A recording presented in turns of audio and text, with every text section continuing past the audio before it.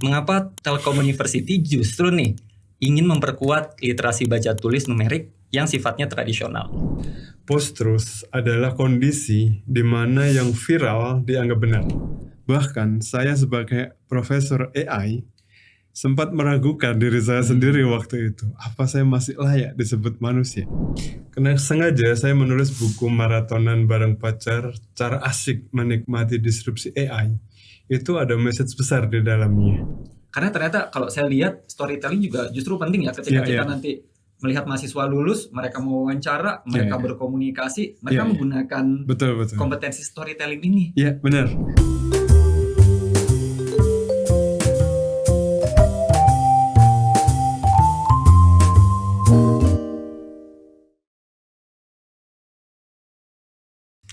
Bismillahirrahmanirrahim. Assalamualaikum warahmatullahi wabarakatuh. Telutizen, selamat datang di Gibah, yaitu Kali Inspirasi Bahas Literasi, episode perdana podcast dari Open Library. Dan untuk episode perdana ini, kita sudah menghadirkan orang nomor 1 di Telkom University. Tak lain dan tak bukan adalah Profesor Dr. Suyanto selaku Rektor Telkom University. Selamat pagi, Prof. Pagi, Mas Pradita. Sehat, Prof? Alhamdulillah. Terima kasih sudah meluangkan waktunya ya, Prof ya. Di sini untuk ngobrol banyak gitu. Dan teman-teman Telutizen, di episode perdana ini kita akan membahas mengenai penguatan literasi baca tulis dan numerasi di Telkom University sebagai dukungan untuk mewujudkan kampus literat. Dari judulnya aja ini udah agak berat, tapi kita coba bikin santai ya, Prof ya. Siap. Gitu. Nah, Prof Suyanto ini akrab disapa dengan Prof Su. Ini selain guru besar di bidang artificial intelligence, juga hobi storytelling dalam beberapa bentuk buku. Beberapa bukunya itu sudah ada di Open Library juga, salah satunya adalah Maratonan Bareng Pacar. Jadi justru artificial intelligence tapi ada kemampuan storytelling, itu menarik. Nanti kita coba bahas lebih lanjut karena Telkom University ini saat ini sudah mendukung ya untuk penguatan literasi baca tulis, numerik dan juga storytelling termasuk juga AI. Nah, Prof, ini mungkin jadi salah satu inisiasi sangat berani gitu ya, karena Telkom University di mana di beberapa perguruan tinggi justru sudah meninggalkan baca tulis yang konvensional atau tradisional. Mengapa Telkom University justru nih ingin memperkuat literasi baca tulis numerik yang sifatnya tradisional? Ya, menarik. Ya, pertanyaan menarik. Jadi karena sengaja saya menulis buku maratonan bareng pacar, cara asik menikmati disrupsi AI. Itu ada message besar di dalamnya. Saya menulis buku itu hampir 1 tahun dan di situ ada banyak hal yang saya sampaikan terkait mengapa kita harus kembali ke masa lalu, seolah-olah kita melakukan de-digitalisasi. Nah, ada 2 isu sebenarnya di era AI maupun digitalisasi yang begitu masif, khususnya di Indonesia. Nah, ini ada 2 istilah penting, yaitu post-truth dan post-human. Post-truth adalah kondisi di mana yang viral dianggap benar. Yang tidak viral, meskipun faktual dan ilmiah, bisa dianggap salah. Nah, ini kondisi yang sangat urgent ketika media-media digital, buku-buku digital itu sangat banyak, sangat melimpah. Informasinya begitu kuat dan membanjiri, bahkan menjadi tsunami informasi di era digital dan AI. Itu menjadi sangat absurd, sehingga diperlukan 2 hal, yaitu critical thinking dan creative thinking dalam memahami atau mengkurasi disrupsi atau tsunami informasi yang sangat melimpah tadi. Sehingga kita bisa tahu benar salah, baik buruk, tidak hanya dari viralitas. Kita harus paham betul fakta dan ilmiahnya seperti apa untuk melawan atau untuk bertahan dari post-truth yang semakin kuat. Nah, yang kedua itu adalah post-human. Post-human adalah kondisi di mana banyak manusia meragukan dirinya masih layak disebut manusia atau tidak. Bahkan saya sebagai profesor AI sempat meragukan diri saya sendiri waktu itu. Apa saya masih layak disebut manusia? Karena ada ChatGPT, ada DeepSeek, ada model-model AI yang sangat besar, yang bisa membaca, memahami dan mengkurasi miliaran buku hanya dalam 6 bulan saja. Sedangkan saya dari sejak 7 tahun mulai bisa baca sampai usia 50 tahun sekarang ya. 43 tahun lah masa hidup saya bisa membaca, itu paling hanya 20.000 buku yang pernah saya baca. Masuk majalah, termasuk artikel ilmiah. Nggak banyak dibandingkan AI yang 1 miliar buku lebih. Nah, cuman yang menarik, setelah saya paham cara kerja AI, ternyata AI itu hanya menggunakan konsep stokastik. Jadi tidak menggunakan teori linguistik sama sekali. SPOK dan sebagainya, grammar tuh nggak digunakan. Jadi hanya menghitung peluang yang paling besar, pengetahuan yang paling umum itu dianggap paling benar. Dalam bahasa sederhananya adalah suara terbanyak dia yang paling benar. Yang tadi siapa yang viral dia yang dianggap benar. Nah, ini cara kerja AI, algoritma AI itu bekerja seperti itu. Justru memperkuat post-truth tadi semakin kuat di situ. Nah, sementara saya paham betul AI itu bekerjanya seperti itu, stokastik banget. Dia hanya menghitung peluang saja, tanpa menggunakan aturan-aturan linguistik sama sekali. Nah, itu berbahayanya di situ, teman-teman. Ada potensi negatif yang cukup besar, Mas Pradipta. Jadi, kalau kita terus-menerus menggunakan media-media digital yang begitu masif dan kita tidak tahu benar salahnya, ada banyak data-data digital yang di-generate menggunakan AI yang penuh dengan stokastik. Tidak ada deterministik atau kepastian di situ. Jadi menurut sebuah survei dari sebuah, setahu saya beberapa tahun yang lalu dari Kompas, disebutkan 53% informasi di internet itu palsu. Hanya 47% yang valid atau benar tadi. Jadi ini problem cukup serius kalau misalkan kita nggak cukup pintar dalam melakukan kurasi informasi. Sementara kalau buku fisik, buku cetak, itu jelas dilakukan kurasi yang sangat mendalam ya. Oleh editornya, oleh penerbitnya dan sebagainya.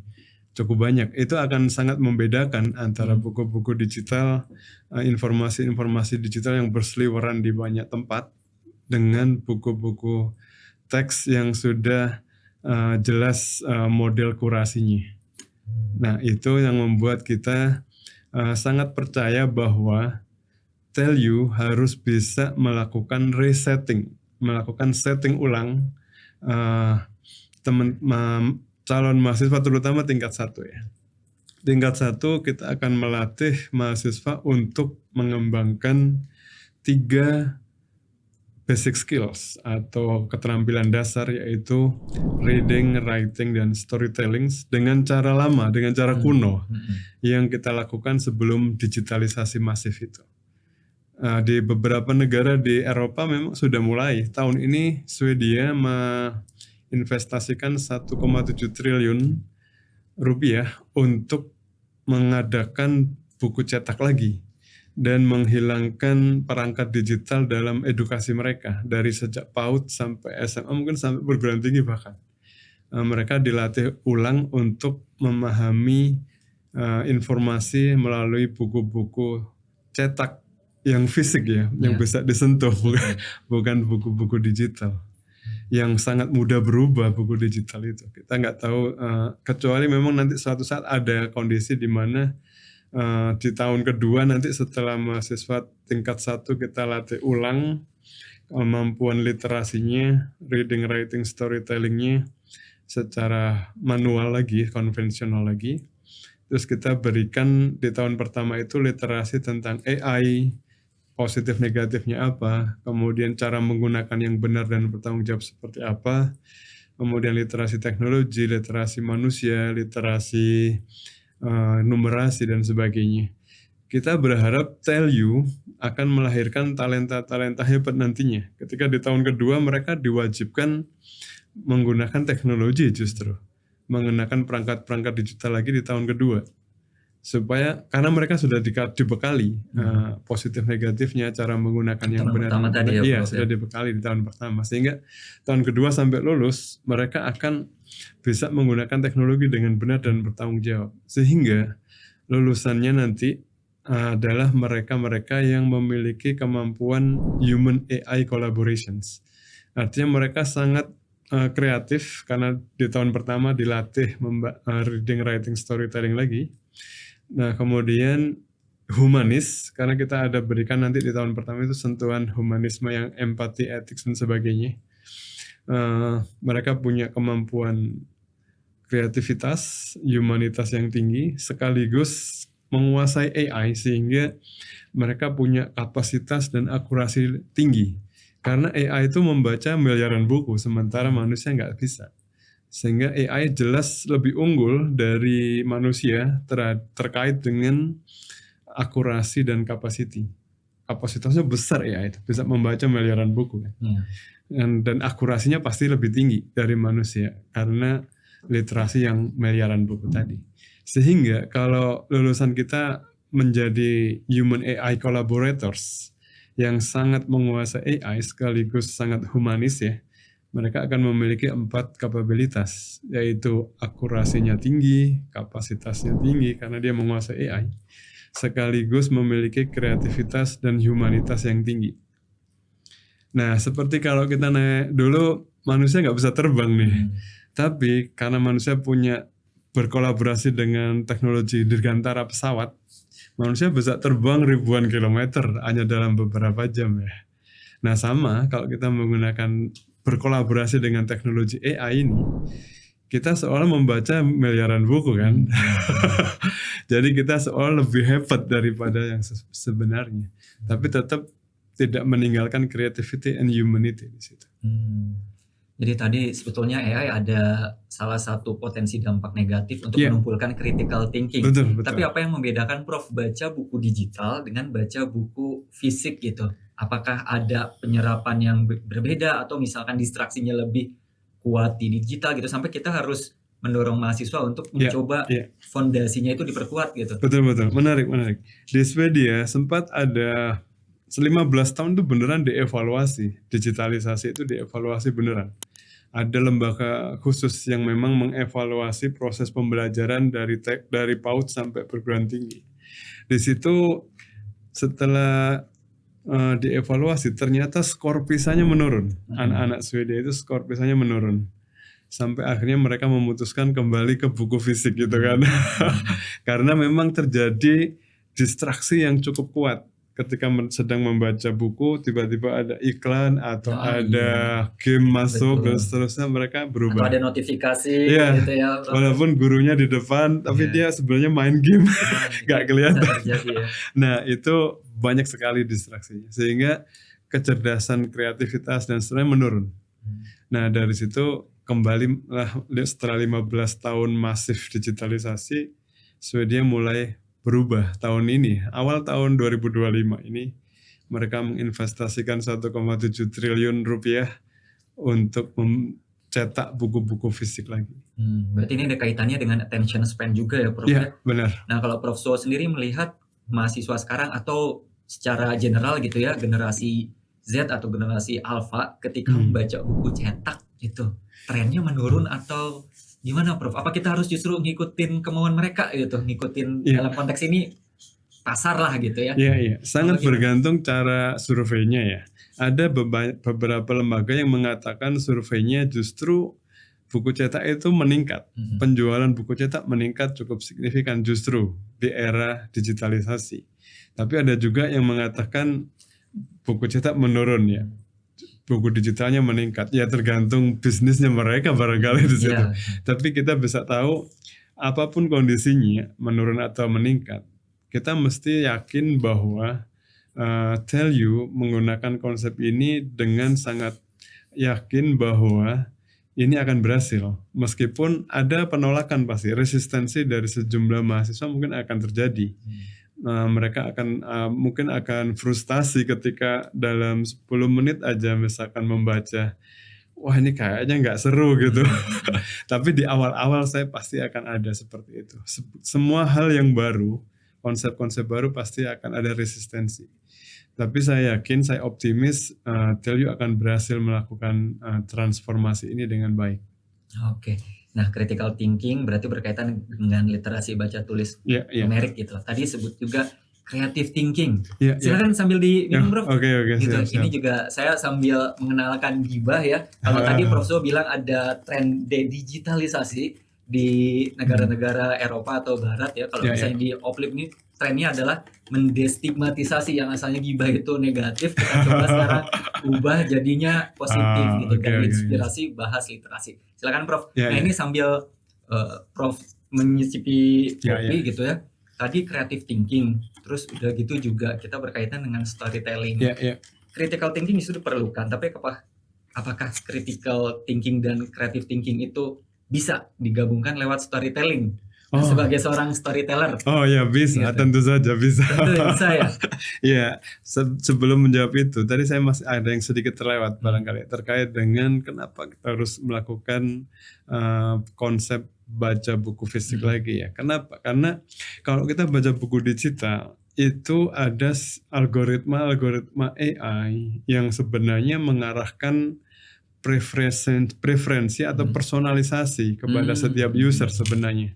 Sebenarnya personalisasi itu sangat bagus, tapi kalau berlebihan, overdosis gitu itu berbahaya sebenarnya. Kondisi di mana ketika seseorang user bisa dikenali preferensi literasinya pengennya yang ini terus ya. Kemudian si buku-buku digital yang sudah sifatnya bentuknya itu langganan ya misalkan ya, itu akan memberikan rekomendasi buku-buku tertentu yang memang sesuai preferensi user tersebut. Kemudian yang menjadi isunya adalah di era post-truth itu adalah kondisi yang disebut sebagai echo chamber. Jadi ruang-ruang gema di mana seseorang akan seolah dimanipulasi, preferensinya akan fokus di situ terus. Kemudian apa yang diyakini benar di situ ya itu terus saja yang dianggap benar, sehingga dia merasa paling benar sendiri. Orang lain dianggap salah, yang mereka yang di luar konsep atau di luar preferensi dianggap salah gitu. Nah itu yang ruang-ruang gema menjadikan jutaan orang ini akan terkelompok ke dalam kelompok-kelompok kecil yang mereka meyakini itu yang paling asik, yang paling benar, yang paling hebat. Kelompok lain dianggap salah gitu. Itu akan memecah belah banyak konsep itu sebenarnya tanpa kita sadari. Dan bahkan mungkin bisa juga ya preferensi itu jadi malah dicocokkan ke kita gitu. Padahal bisa jadi preferensi kita berubah-ubah seiring waktu, seiring pertumbuhan diri kita gitu ya Prof. Tapi dengannya algoritma ini atau AI ini bermain, jadi kita menganggapnya itu kesukaan kita gitu. Betul. Akhirnya tadi echo chamber gitu. Echo chamber. Sendiri di kalangan sendiri atau di preferensi sendiri gitu. Sementara tujuan dari pendidikan adalah nggak cuma mencerdaskan seseorang ya, atau bangsa ya, atau manusia, tapi membuat mereka menjadi bijaksana sebenarnya. Bijaksana itu ketika seseorang bisa melihat dari berbagai sudut pandang, justru dari berbagai keilmuan yang berbeda-beda, itu akan muncul kebijaksanaan di sana. Untuk bisa merasakan, berempati kepada lingkungan sekitarnya dan seterusnya. Sedangkan kalau kita menggunakan buku digital yang terus-menerus dan dipersonalisasi, itu membuat kita jadi jauh dari kebijaksanaan kan? Karena kita menjadi psikologis kita, keyakinan kita akan terfokus di bidang tertentu. Nah, kenapa saya dulu kuliah di S1 itu tentang artificial intelligence? Yang waktu itu saya menjadi seorang yang seolah-olah sangat arogan. Bahkan boleh dikatakan arogannya tinggi sekali karena saya merasa menjadi seorang yang sangat jago algoritma. Saya pikir nggak ada yang lebih jago dari saya tentang algoritma. Itu arogansi yang luar biasa. Karena saya hanya fokus pada bidang tertentu itu. Nah, ketika kuliah S2 di Swedia, magister di sana itu bidangnya complex adaptive systems. Saya jadi belajar dari sudut pandang yang luas.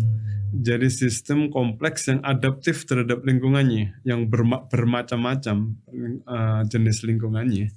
Dari situ saya jadi lebih paham, ini lebih seru gitu, nggak sekedar satu spesifik bidang tertentu yang hanya membuat kita jadi arogan, bukan bijaksana di situ. Nah, kemudian kuliah S3 di Jogja di UGM ya, itu sudut pandangnya berubah. Justru saya belajar tentang AI for linguistics. Penguji saya disertasi itu profesor sastra justru, bukan dari profesor algoritma AI dan sebagainya, bukan. Dari situ sudut pandangnya jadi lebih luas. Lagi ya. Nah itu jangan sampai kita jatuh pada ruang-ruang gema echo chamber itu nggak bagus justru untuk pendidikan ke depan ya. Nah Telio tidak ingin terjebak di situ kan. Iya. Semua senior leaders di Telio sepakat bahwa kita punya konsep yang kuat di sini untuk bisa lepas dari jebakan-jebakan echo chamber dan seterusnya, sehingga lulusan kita nantinya nggak cuman pintar, hebat, menghasilkan karya-karya yang besar, tapi juga bijaksana. Itu yang penting. Bisa merasakan apa yang dirasakan lingkungan sekitarnya untuk memberikan solusi-solusi yang berdampak besar bagi mereka. Karena kita warga global kan, nggak cuman warga Indonesia saja, tapi kita warga global yang harus bisa membuat bumi ini tetap nyaman ditinggali bersama 8 miliar manusia saat ini ya. Begitu kira-kira. Jadi ternyata tadi juga disebutkan ada kemampuan critical thinking, terus juga ada creative thinking. Tapi selain kedua kompetensi tadi ya, Prof, tadi disebutkan ada karakter yang justru ingin ditimbulkan gitu, dimunculkan. Salah satunya tadi ya, bijaksana, lebih humble. Betul. Dan itu prosesnya panjang gitu. Iya. Di situ ketika kita melakukan reading ya, melatih kemampuan membaca ya, basic skill yang pertama adalah reading. Kalau teman-teman yang muslim barangkali pasti paham bahwa perintah pertama di dalam Al-Quran adalah Iqra kan, membaca gitu ya. Jadi reading di sini sebenarnya selama proses reading kita bisa melepas imajinasi, merilis imajinasi, kemudian membangun creative thinking sebenarnya.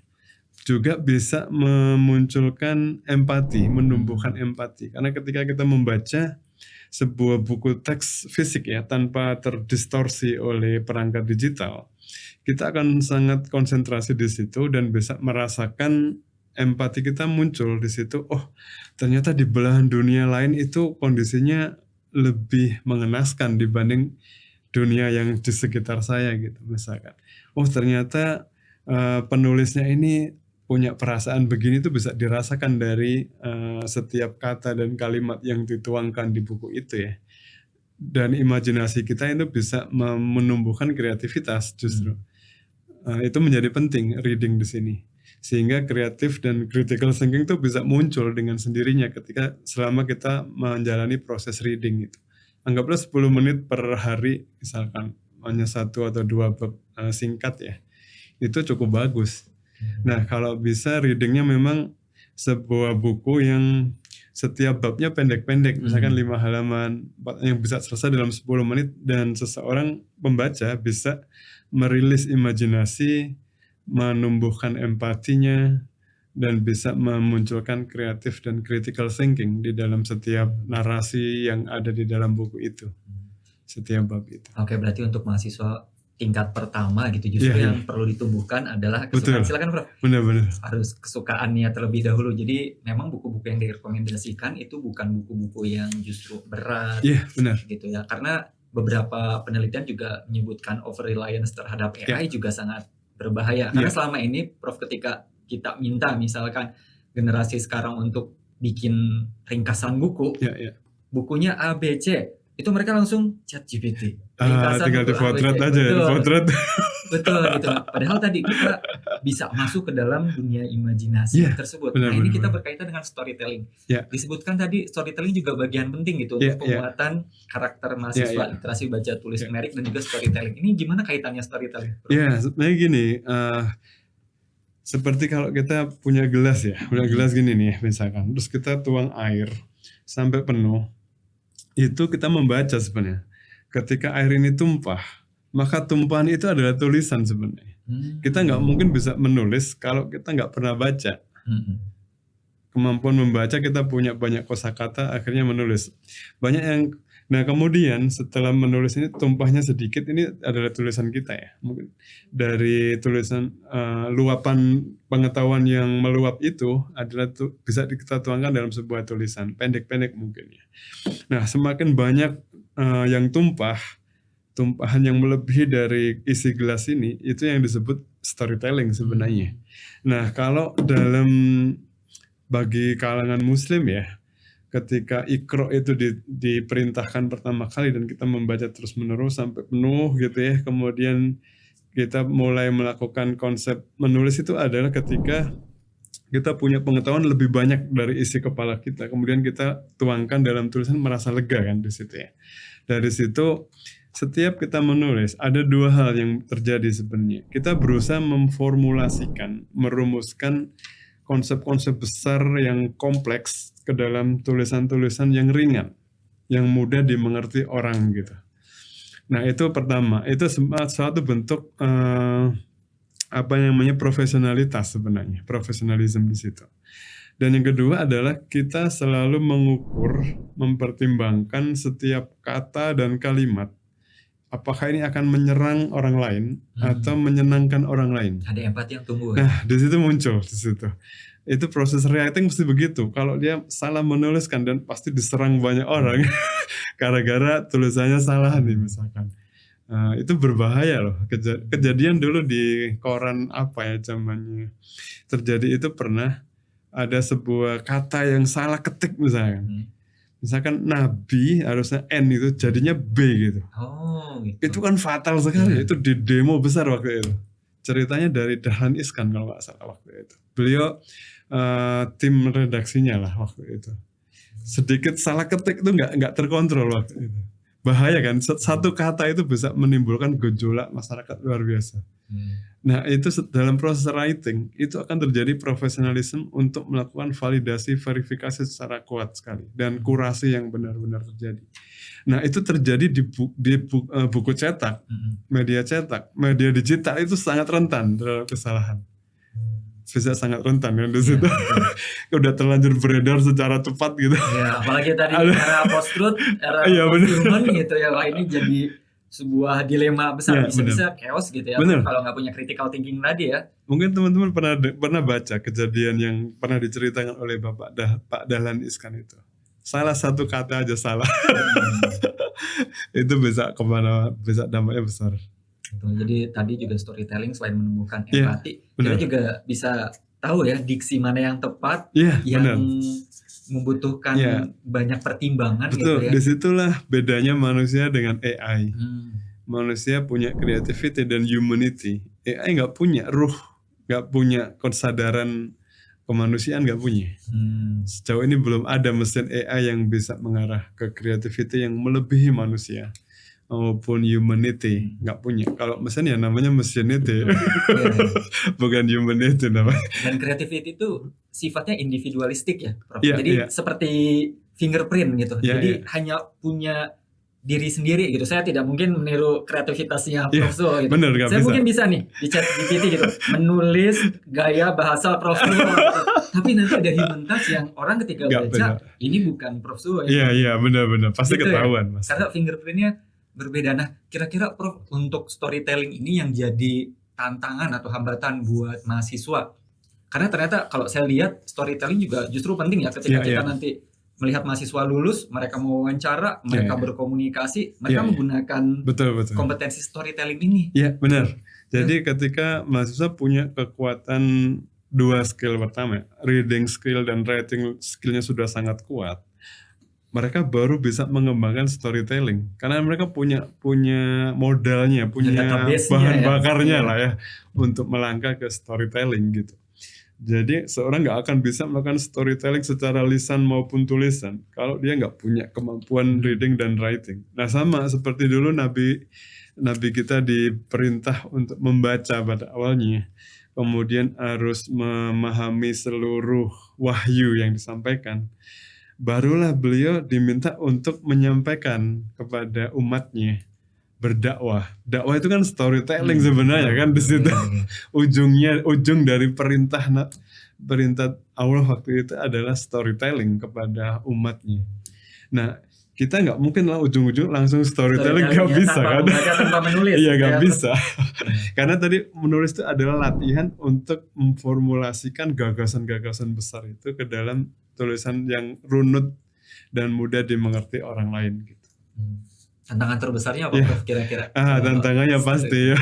Ini kita para mahasiswa, dosen sekalipun ya harus sangat gigih dalam melatih reading dan writing ini. Banyak orang yang bertanya, Prof, kenapa dulu bisa menulis sebuah novel roller coasteran bareng Pacar dan maraton bareng. Dua novel itu saya tulis setelah saya membaca sejak SMP itu membaca novel, ada ratusan ribuan novel saya baca. Dari Pujangga 60-an zamannya Marah Rusli. Kemudian sampai yang terakhir ya. Saya baca itu semuanya. Banyak banget saya baca. Jadi kosakata saya banyak sekali. Kemudian di waktu SMA, saya mulai baca buku-buku lain ya. Kemudian majalah dan seterusnya. Di waktu kuliah, saya mulai baca buku-buku tentang algoritma, tentang computer science dan seterusnya. Nah, waktu S2 saya mulai belajar di Swedia itu banyak artikel ilmiah Q1 dan sebagainya yang di Scopus lah ya, itu banyak sekali. Nah, dari situ saya baru mulai menulis. Setelah bacaan saya udah penuh, tadi saya ilustrasikan air ini ya penuh, baru saya meluap ya, oh ini harus ditumpahkan nih. Butuh media. Harus meluap. Iya benar. Kalau kita masih kosong nggak bisa nulis itu, pasti nggak bisa. Nah setelah menulis itu, pertama yang saya tulis adalah buku teks. Tahun 2005 itu pun di Swedia saya nulis buku teks tentang algoritma genetik waktu itu. Itu buku pertama dan akhirnya lahir buku-buku berikutnya, buku teks sampai sekarang 12 buku teks tentang AI semua bukunya. Nah kemudian setelah itu baru nulis publikasi artikel ilmiah Scopus yang dari mulai yang conference sampai yang jurnal Q1, saya baru mulai di situ. Nah setelah itu saya selalu berpikir bahwa gagasan besar ini harus disampaikan ke masyarakat lebih luas. Kalau Q1 yang baca paling puluhan ratusan orang yang sangat interest di riset itu ya. Kalau buku teks, setahu saya dari 12 buku teks itu sudah 100 ribuan buku yang terjual ya. Artinya at least pembacanya 100 ribu. Tapi saya nggak puas, saya harus menulis novel. Berat piramid itu, artikel ilmiah itu pembacanya sedikit, yang puncaknya lah ya. Puncak pengetahuan saya sebagai seorang profesor AI. Yang kedua adalah, yang level medium yang tengah ini adalah buku-buku teks perguruan tinggi. Pembacanya bisa ratusan ribu lah. Nah yang level paling bawah ini yang paling luas, nah itu buku-buku populer, novel, majalah dan sebagainya. Itu pembacanya jutaan. Seperti Laskar Pelangi itu kabarnya pembaca terjual 5 juta kopi ya. Nah itu luar biasa. Artinya gagasan besar tentang AI yang sangat rumit itu harus dijelaskan dalam bahasa ringan yang mudah dimengerti oleh lebih banyak orang gitu. Sehingga kita bisa meraih reputasi tinggi sekaligus popularitas luas gitu.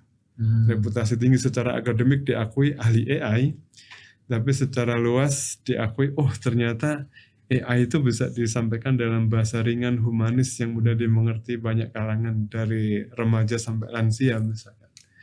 Dari akademisi sampai praktisi bisa mengerti. Itu menjadi menyenangkan literasi itu ya. Kalau ketemu para ahli AI di internasional ya, saya bicaranya sangat ilmiah, sangat scientific. Tapi ketika bicara dengan anak-anak SMA, ya saya bicaranya sangat ringan, bahasa novel, bahasa sastra.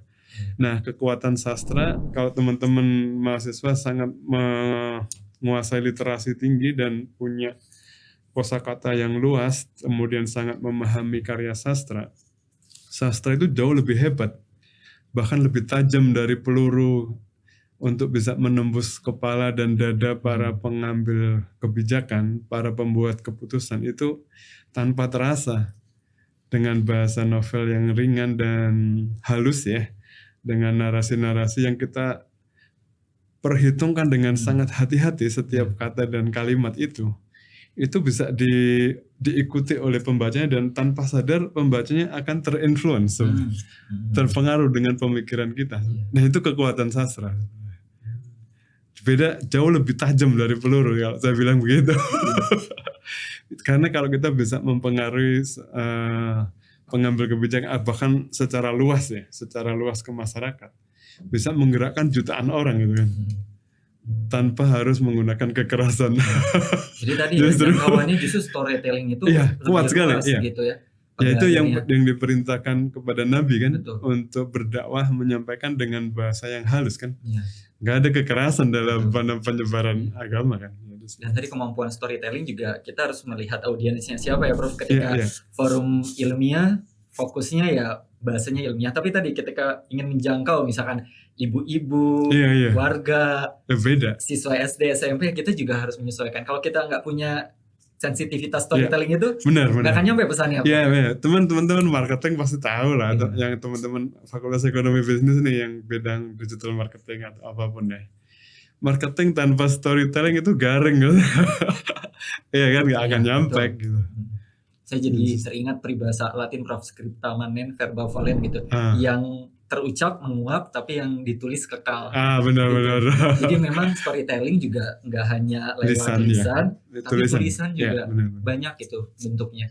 Jadi kalau misalnya dilihat tadi ada penguatan, pembiasaan 10 menit, baca, tulis gitu ya Prof, dan juga storytelling. Lantas penguatan AI-nya di sini jenjangnya di mana Prof? Supaya nanti AI itu sebenarnya nggak bisa kita hindari, tidak bisa kita tolak, tapi justru kita yang harus bisa memanfaatkan AI. Bukan tadi kita yang dicocok hidungnya gitu, seperti yang Prof bilang gitu. Ini preferensinya seolah-olah punya kita, padahal itu cuma rekomendasi AI aja personalisasinya. Nah ini gimana supaya AI itu kita tepat gitu proporsinya? Iya benar. Jadi tadi kan saya sampaikan di tahun pertama mahasiswa itu sebaiknya tidak menggunakan AI. Kita akan latih mereka reading, writing, storytelling itu dengan sangat serius sehingga minimal mereka bisa memiliki awareness, kemudian merasa nyaman dengan konsep 3 basic skill reading, writing, storytelling itu. Mereka aware dan bisa tumbuh kebiasaan itu sebenarnya. Nah kemudian dibekali dengan literasi AI dan sebagainya untuk memberitahu positif, negatif dan semuanya. Terus cara menggunakan yang benar seperti apa. Nah kemudian di tahun kedua, nah mereka harus diwajibkan menggunakan teknologi AI. Tapi memang mereka sudah tahu penggunaan yang benar dan bertanggung jawab kan sudah dikasih tahu di tahun pertamanya. Nah di situ arahnya tadi kan kita pengen menghasilkan lulusan TELU ini sebagai talenta-talenta yang bisa berkolaborasi dengan AI yang tadi saya sebut human AI collaborators. Jadi talenta-talenta ini penting karena apa? Karena mereka akan mendapatkan 4 kompetensi tadi ya. Creativity masih tinggi, humanity, akurasi dan capacity tadi. Nah dari situ diharapkan nanti lulusan TELU ini bisa menjadi agen-agen hebat yang akan menjaga 4 hal. Kedaulatan data, kedaulatan budaya, kedaulatan bangsa, dan kedaulatan manusia lebih jauh. Karena kita warga global, warga dunia, sehingga kita sebagai personal mesti bisa menjaga kedaulatan manusia di situ. Apa yang saya sebut kedaulatan data. Dengan teknologi AI kita bisa cyber security dan sebagainya. Itu maksudnya dipakali kan. Di TELU kan ada banyak mata kuliah yang mengarah kepada literasi digital tadi ya. Dengan menjaga privasi data dan seterusnya itu ada awareness yang kuat sekali. Terus di fakultas tertentu ada diajarkan cyber security yang sangat kuat di situ ya. Jadi diharapkan lulusan TELU akan bisa menjaga kedaulatan data itu. Nah kemudian kedaulatan budaya.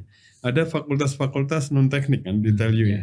Ada ekonomi bisnis, ada komunikasi, ilmu sosial, ada industri kreatif ya.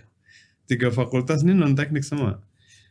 Itu sangat fokus nanti arahnya adalah lulusan TELU akan bisa menjadi talenta yang bisa menjaga kedaulatan bangsa kita gitu.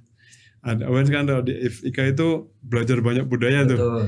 Ketika membuat sebuah produk desain kan mempertimbangkan antropologinya, budayanya seperti apa dan seterusnya kan. Jangan sampai nanti kita mengalami krisis sosial yang cukup besar seperti Jepang kabarnya. Jepang itu data terakhir yang saya dapat 2 orang laki perempuan ini pasangan laki perempuan ini punya anaknya cuma 1,2 rata-rata. Artinya menurun. di kabarnya di 2700-an nanti, 700 tahun ke depan, itu hanya ada satu orang saja. Usia di bawah 14 tahun hanya tinggal satu orang karena nggak ada lagi kelahiran.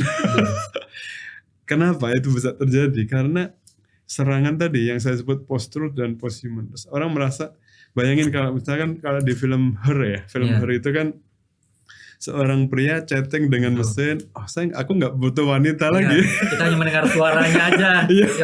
Dia merasa happy banget kan. Betul. Ngapain saya menikah gitu? Ngapain punya anak dan seterusnya. Itu bisa budaya itu bisa berubah gitu. Dan itu sangat berbahaya kalau kita nggak hati-hati di situ. Makanya perlu kedaulatan budaya. Perlu kedaulatan budaya. Kita harus menjaga kedaulatan budaya bangsa kita gitu. Ya teman-teman yang non teknik ini penting. Mereka yang teknik kan menjaga kedaulatan data nih. yang teman-teman non teknik kan kedaulatan budaya. Dan mereka sebenarnya semuanya saling mendukung, saling menguatkan ya. Nah, kemudian kedaulatan bangsa tentu saja ada juga ya. Kedaulatan budaya dan bangsa kita. Jangan sampai kita punah kan. Jepang itu berbahaya loh. Jepang itu pimpinan Jepang itu sangat risau dengan ini bisa punah bangsa kita. Pertumbuhan penduduknya justru menurun. Nah, yang keempat adalah kedaulatan manusia. Di era post-truth, manusia harus tetap yakin dirinya masih layak disebut manusia. Beberapa negara kan di Jepang setahu saya ada AI itu sudah diangkat sebagai ketua partai kalau nggak salah kan. Beritanya beberapa minggu lalu lah saya. Ada yang sebagai menteri juga ada kan. Nah, manusia bisa digantikan oleh itu kan nggak berdaulat berarti manusianya. Nah, itu yang disebut kedaulatan manusia. Itu kita harus bisa melahirkan, Telyu harus bisa melahirkan lulusan-lulusan yang bisa menjaga 4 kedaulatan itu. Itu dimulai dari reading, writing, storytelling yang kuat. Gitu. Jadi sudah ada panjang ceritanya panjang. Ya. Betul, dan ini tidak bisa dilihat sebagai sebuah sprint atau lari cepat. Nah, kayak saya sebut maraton itu gunanya tulisan saya itu sebenarnya. Maratonan gitu ya. Karena Prof. So sendiri kalau misalnya kita lihat gitu ya, mendalami AI juga kan nggak baru-baru ya Prof. Sudah lama dan sudah meneliti dampak negatif dan positifnya sehingga kebijakan atau komitmen yang dikeluarkan oleh Telkom University gitu untuk literasi baca, numerik dan juga storytelling dan AI itu juga bukannya tanpa dasar gitu ya Prof. Kita sudah memikirkan dari hulu sampai hilir. Ujungnya akan kemana? Apakah Telyu akan bisa maraton panjang ribuan tahun ke depan masih survive, masih sehat, segar gitu ya. Jangan sampai kita ambruk pingsan di tengah jalan gitu. Tentu saja kita nggak ingin Telyu akan jatuh di tengah jalan kan. Itu makanya judulnya maratonan bareng teman ini karena supaya bisa dibaca anak-anak remaja ya. Anak-anak muda judulnya gitu ya, Prof. Maratonan bareng pacar dalam tanda kutip dan ada tanda kurung ya. Kurung ini kan opsional bahasanya. Ya boleh aja maratonan dengan saudara, tidak harus dengan pacar ya. Pacar tanda petik ini artinya pasangan saya sudah menikah. Dulu yang di narasi awal kan saya jelasin bahwa memang saya dan pasangan ini menikah dulu baru pacaran memang. Pacaran belakangan bukan karena saya seorang yang kuat iman, tapi saya nggak punya uang banyak untuk pacaran memang. Dan juga saya bukan seorang pria yang takut terjerumus pada godaan setan, tapi saya takut dia kembali kepada mantan. Nah, buat televisi yang penasaran sama bukunya Prof. So ya, Prof. So terima kasih udah ngasih 1.500 eksemplar. Maratonan bareng pacar dan juga roller coaster bareng pacar itu sudah kami distribusikan ke teman-teman di Purwokerto, di Jakarta dan juga Surabaya ya. Jadi kita bisa lihat selintas gitu ya, storytelling ala Prof. So di novel tersebut. Baik, ini banyak sekali sebetulnya yang bisa kita bahas, tapi karena alokasi waktu yang terbatas dan juga kesibukan Prof. So gitu ya, kita harus tutup episode perdana kali ini. Tapi sebelum menutup saya ingin mendengar juga, mungkin teman-teman Telitizen juga ingin mendengar harapan dalam maratonan meningkatkan literasi, memperkuat storytelling dan AI di Telkom University. Gimana harapannya? Baik teman-teman Telitizen, Senang sekali hari ini kita bisa diskusi panjang tentang gibah ya tadi. Iya, Seru gali cerita. inspirasi, Gali bahas inspirasi, literasi. bahas literasi. Ini satu konsep yang cukup menarik. Terima kasih Mas Pradipta selaku Kepala Open Library yang telah memberikan kesempatan berharga bagi saya secara personal dan juga bagi Telkom University tercinta. Saya sangat berharap bahwa seluruh Telutisan, Civitas Akademika, baik dosen, mahasiswa maupun tenaga penunjang akademik, seluruh Civitas Telkom University ini menjadi satu konsep besar yang saya sebut maratonan. Memang tidak mudah, saya yakin akan banyak tantangan yang luar biasa. Tapi saya sangat optimis seluruh Civitas Akademika bisa memahami konsep besar ini untuk bisa menumbuhkan literasi, mengembangkan reading, writing, dan storytelling skill sebagai keterampilan dasar dalam pembelajaran selama di Universitas Telkom.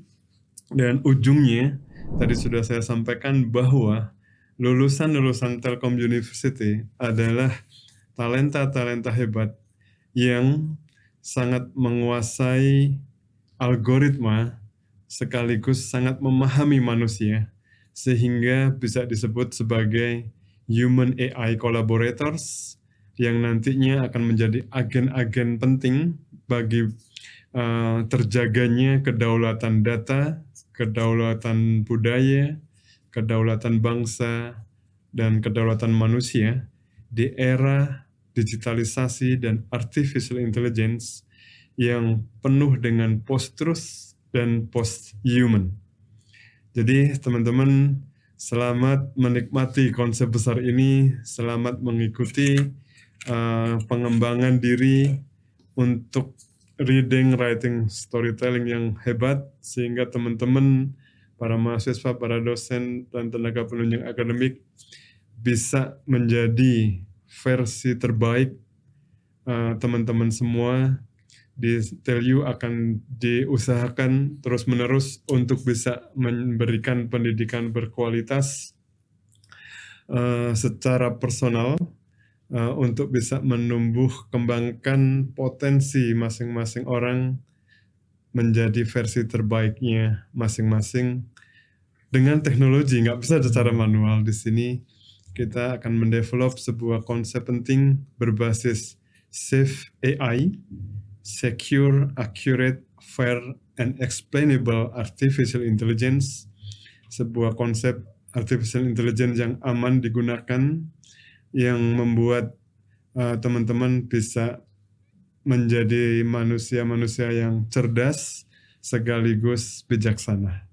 Demikian, terima kasih. Baik. Assalamualaikum warahmatullahi wabarakatuh. Waalaikumsalam warahmatullahi wabarakatuh. Teman-teman, Open Library juga mendukung penuh kegiatan literasi ini. Jadi ada banyak kegiatan literasi yang ada di Open Library, termasuk juga ada Reading Book Club dan juga Journaling Club. Nanti kita akan intensifkan. Jadi teman-teman Telutizen bisa mengunjungi perpustakaan Open Library, kenalan sama pustakawannya, tanya apapun juga boleh gitu ya untuk join kegiatan literasi. Sekali lagi terima kasih Proso sudah hadir, berkenan meluangkan waktunya. Semoga dengan kegiatan ini literasi mahasiswa kita akan meningkat dan juga menciptakan lulusan yang berkualitas, berdaya saing global, punya critical thinking dan creative thinking. Nanti kita ngobrol-ngobrol lagi di episode selanjutnya. Terima kasih Telutizen. Sampai jumpa lagi di podcast Open Library selanjutnya, di Gibah episode selanjutnya. Saya Pradipta Dirgantara, pamit undur diri. Sampai jumpa dan Assalamualaikum warahmatullahi wabarakatuh. Waalaikumsalam. Terima kasih, Prof. Terima kasih.